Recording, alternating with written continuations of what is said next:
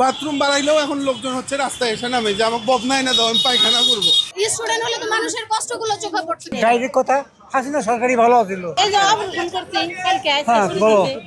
এই শ্যামলি খাইলাম দমটাই তো আমাকে এখন বাইরে যাবো দুজনের প্রেশার আলা মানুষ, ডায়াবেটিসের রোগী। গাড়ি তো আসতেছেই না, কাল হলো অপারেশনের রোগী আমি।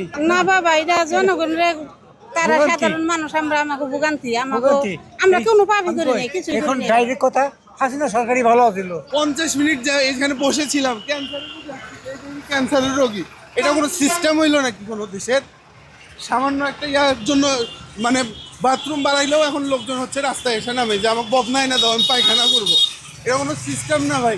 দাবি তারা মানবে, ঠিক আছে, কিন্তু এইভাবে মানুষ, সাধারণ মানুষকে কিছু হলেই কেন এরা আন্দোলন করে, সাধারণ মানুষকে কেন করবে, হেনস্থা করবে? আমিও তো সাত কলেজের স্টুডেন্ট, এদের তো লাভ নেই, উল্টা ওরাই আরো হচ্ছে জোরে বসতিছে, বলে পানি খাও। কিরকম কথা? এত এই বয়স্ক মানুষগুলো হেঁটে আসতেছে কেন? এগুলো কেন করবে ওরা? কেউ নেই, আরো মানুষ আছে। আপনার এক পা নাই, তারপরে এভাবে কেন হাঁটতে হচ্ছে? এই যে রাস্তা অবরোধ করে যা আন্দোলন করতেছে, এর জন্য হাঁটতে হচ্ছে। আমার পানি লাগবে না, আমার পানি লাগবে না, আপনারা আপনি বলেন যে কি সমস্যা হয়েছে, আপনি বলেন।